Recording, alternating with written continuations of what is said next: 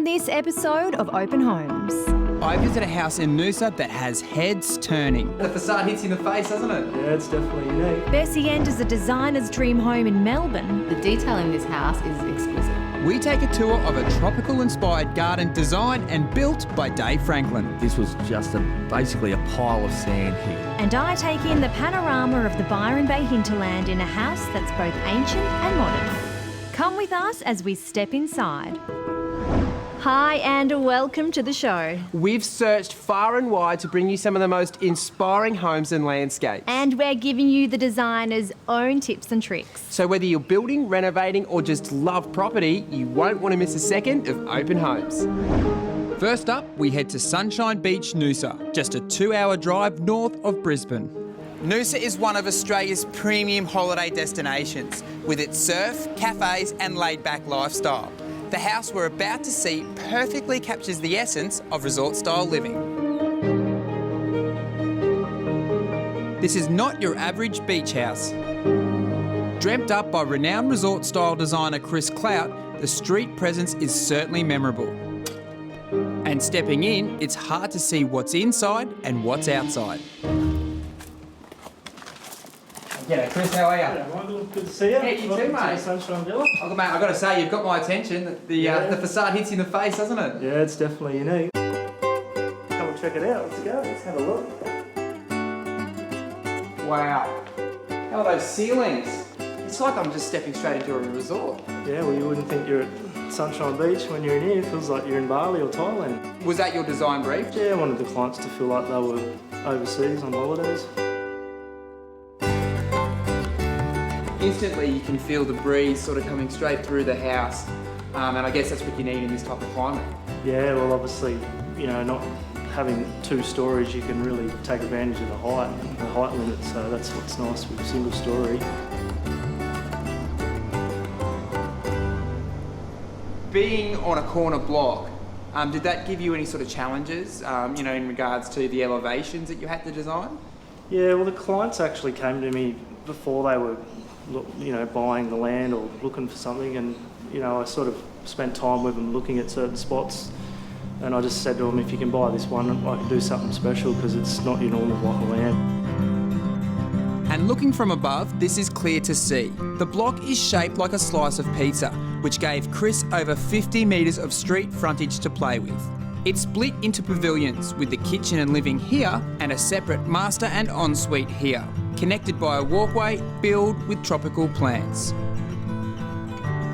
The roof design responds to the block's orientation, opening up to the north but protecting the areas from the hot western sun. It catches the sea breeze and also gives the owners a feeling that every day is a holiday.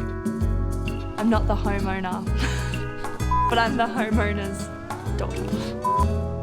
As a family from Mackay, we always used to come to Noosa for school holidays, and it had always been a dream of my parents to build a house in Noosa. They were never sure if they could afford it or when it would even be a possibility, but around 2 years ago, yeah, they finished construction here, so it was definitely a dream come true for my mum and dad. They wanted, you know, something that was perfect for the beach, something that suited this area, a home that was really open and, you know, you can feel the breeze in every part of this house. So they definitely had an idea of what they wanted, but they were very happy to put a lot of trust in Chris in terms of the design. They were really familiar with a lot of houses he had designed, so they knew his style, and they were very trustworthy with him to build something, you know, really unique. The hardest part about building something this different is keeping it within the budget. It needed to be under $1 million. At one stage, it looked like the roof might have to be changed to bring down the costs, but Chris managed to find savings in other areas of the house and convinced the owner that the roof was integral to the whole design.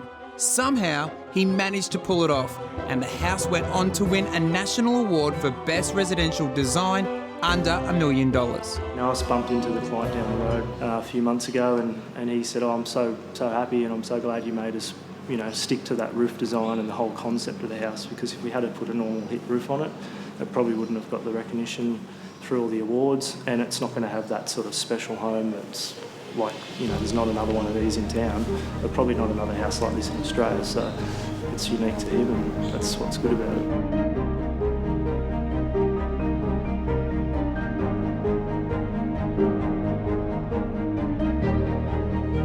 Well, Chris, this is definitely the place to be.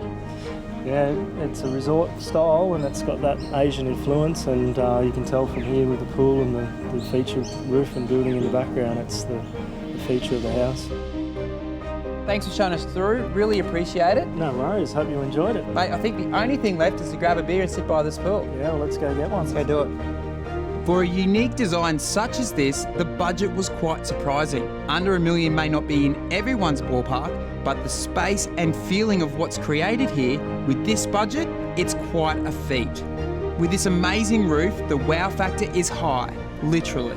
The view from inside and from the street is one I certainly won't be forgetting soon. Coming up, Bessie enters a designer's dream home in Melbourne. And later I take in the 360-degree views from this incredible home.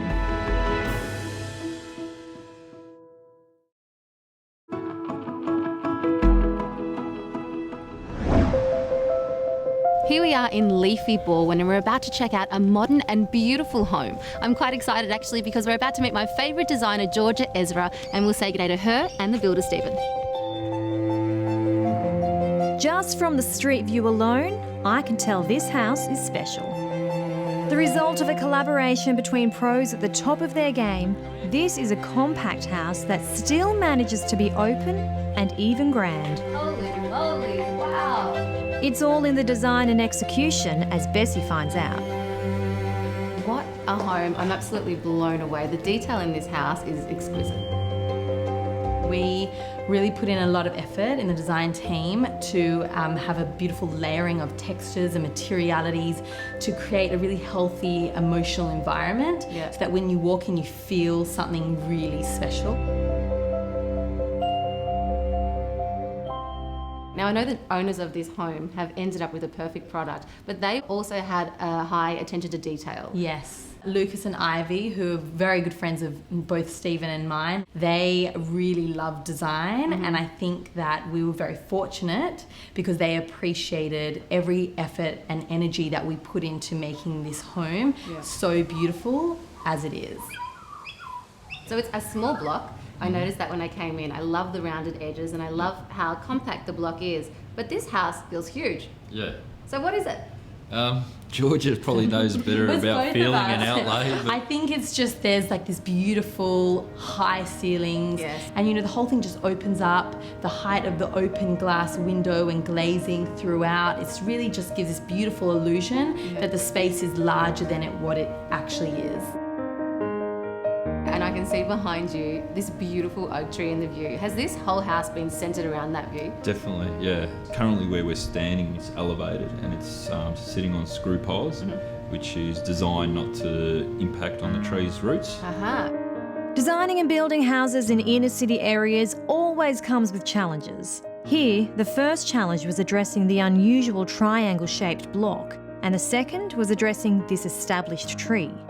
The tree was both a constraint but also positive for this site. We had to work around the tree. We had to make sure the tree survived construction, but also the home enhanced the tree and the tree enhanced the home. The solution provides form and function, with a striking curved facade and a widening at the back end that allows the living and kitchen areas to open up to the tree and let in the natural light. The tree really influenced the levels that also exist on the property. We could build on the ground in certain areas, but in other areas we had to build up. So we're using that to our advantage again and giving the building different height in different areas. Upstairs, the master bedroom and ensuite fit nicely into the curve.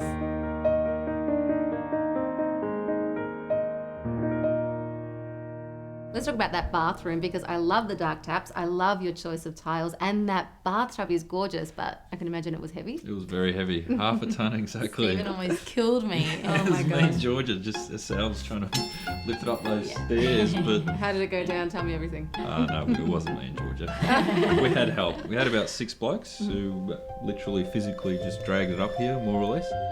There are 4 bathrooms in this home, and for each of the bathrooms we specifically chose different tapware to complement the tiles. Okay. The tiles were chosen from our tile company, Tiles of Ezra. Every single thing that you see is specifically customised for this home, and there were certainly difficulties in installing them inside, so that's where Prava Developments came in and did it perfectly for us, and so my visions became a reality.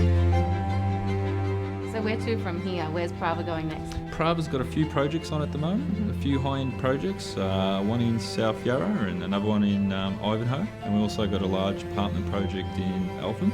Today, there's so many French provincial, there's so many Hampton-style homes. It's nice to have a modern home that's so unique. Yeah, definitely. I think this street, every second or third house is a French provincial, and this house is definitely a breath of fresh air in the area.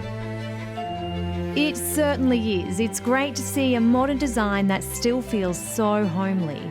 Coming in at around the $1.1 million mark, this compact house packs a lot in. And with the customisation and level of finishes, cost doesn't seem as important as the feeling this house has created.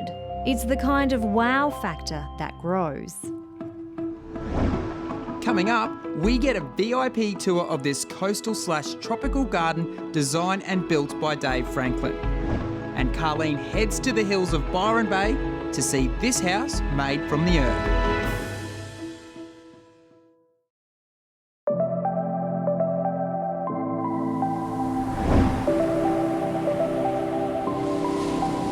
Drive an hour and a half east of Melbourne and you'll hit this coast. The Mornington Peninsula is an absolutely beautiful part of the country. It's no wonder that many Melbourne residents make the commute from here to the city, or if they're lucky enough, have a holiday home tucked away in the dunes. My husband and I decided to build this ourselves, be owner builders. We've done it before, but this time we wanted to build what would be our dream home ourselves. The brief was all about entertaining and just being a place of relaxation and a place where we could come and chill out from our busy business life. One night we were watching The Block, and it was Dee and Darren's reveal of the garden in South Yarra, and I turned and I said to my husband, just I thought it was a bit of a joke, gee, I'd love to get Dave to do our garden.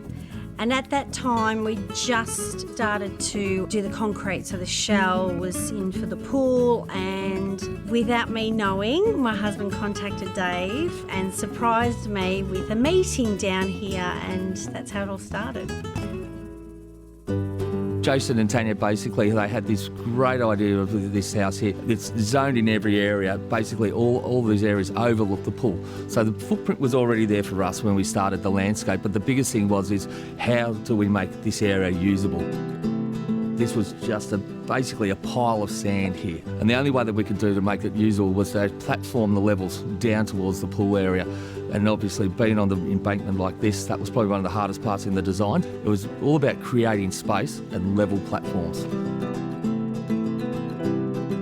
The garden is more than I ever dreamed it would be. It was better than my original, I want a tropical paradise. It's a really beautiful place. You can see the garden from every room in the house, and because the path goes around the house, you can walk right around the property and you get every different aspect of the garden. You just take it in, it's beautiful.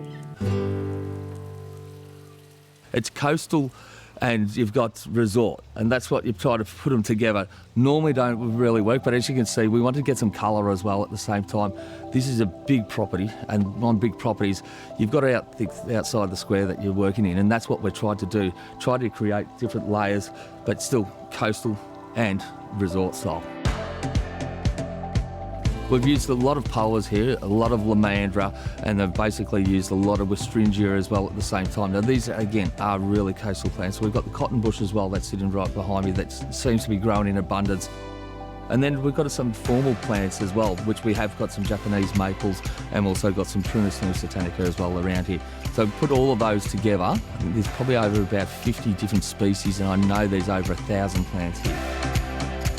One of the biggest features is that we actually have a track that goes all the way around the house. We've just created what they had called a dramatic granitic sand path, so it looks very coastal. Along the way, you see different features through here, and at the same time, the more that this grows, the more that the features are really coming out, and you're starting to see all the colours and the coastal colours that it gives you.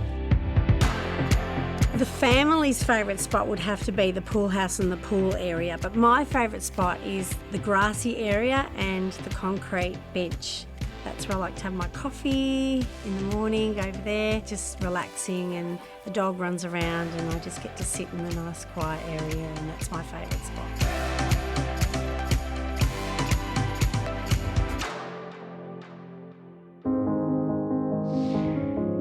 Let's head to Perth to check in with interior design extraordinaire Natalie Bowen for some tips and tricks you can use in your own home.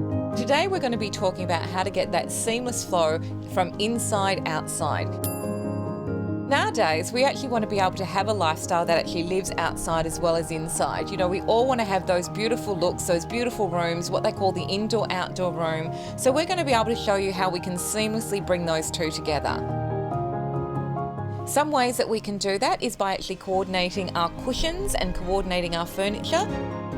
Here what we've done is we've used tones of blue and white, so we've actually continuously had that going from the front of the house right the way through to the back. And also coordinate your furniture that you're going to use in an alfresco area into a backyard deck, and then that way it will all flow and look really seamless. Coming up, I take in the panorama of the Byron Bay hinterland in a house that's both ancient and modern.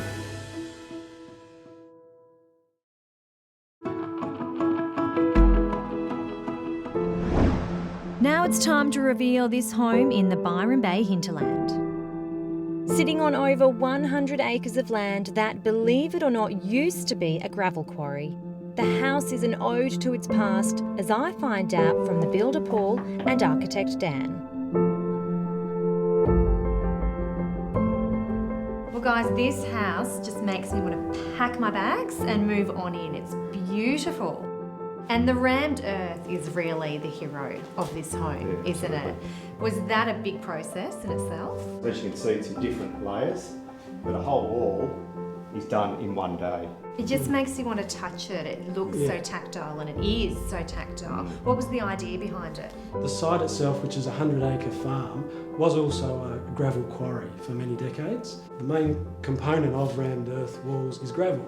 So there's a real story of the walls, you know, emerging out of the site here. It's a natural material.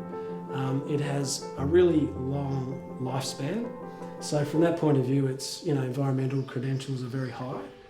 It's actually so unique, but not in a quirky way. Like, it's something that looks like, to me, it would never date. That's right. I mean, it's an ancient material. It's mainly gravel and rock and a bit of cement, and, you know, it's not a new idea. But we're using it here to good effect. We're using it consistently through the home. I always find with a material like this, if you do it consistently, you get a much stronger effect. All the materials used are consistent throughout, and they all have a story to tell. Along with the rammed earth connecting the house to the land, the surrounding blackbutt forest inspired the second feature material. These earthy materials work well with the modern selections, like the soft grey 2-pack in the kitchen, the custom hidden flashes in the roofline that create sharp, dramatic lines, along with the large porcelain tiles used throughout. Everything works together to deliver you to this amazing panorama of the surrounding mountains.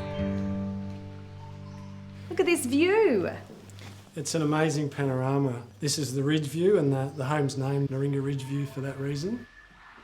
And I love a home where you can see all the way from the front right through to the back, where you have a football field, a tennis court, and a huge swimming pool. That's right. This landscaping alone would have been a massive job. Everything here is on a large scale, and for builders Paul and Cameron, the project was a huge challenge. But there are definitely perks of building in these parts as opposed to building in the city where these guys came from. We're originally from the Sutherland Shire in Sydney, and then we had a business opportunity to come to Byron Bay, build 2 large houses. So we came out, built the 2 houses, and they were beautiful. And then we never went back. It's just too good up here. Building in Byron Bay, in the hinterland of Byron Bay, you have 360 degrees access. You don't have neighbours, you're not building on top of each other. The building process in terms of logistics, parking, everything like that is a whole lot easier. And you have site access, you have room to move. It's beautiful. It's all in the blood for these guys. Both their fathers were builders and they learnt their craft working for them. When Cameron's dad passed away, they made the decision to continue the business and have gone on to build more amazing homes. Last year we won Builder of the Year in Northern New South Wales. Part of that speech at the awards night, I made mention to my father because he's a big part of it. So it's really rewarding to be able to follow on his legacy. It's the combined experience that shines through in builds like this and add to the story of the home. The property is rammed earth coming out of the ground. Then we've got a black coloured layer, which represents the blackbutt forest which is behind us, and then a sharp roof which leads the eye off into the amazing panoramas that you have around you. Well, thank you so much for having me. I am looking forward to coming back and seeing some more projects as amazing as this one. Although the price is undisclosed for this build, it's fair to point out that what you get here is hugely extensive compared to what you'd pay for something this size and detail in a major city. And with a location like this, it's no wonder more and more people are making the move north. The design is both grounded and dramatic, and I love how everything works together to tell a story of the past and the future. Well, thanks for watching. We hope you found some inspiration looking through these incredible homes and gardens. We certainly did. See you next time for more open homes.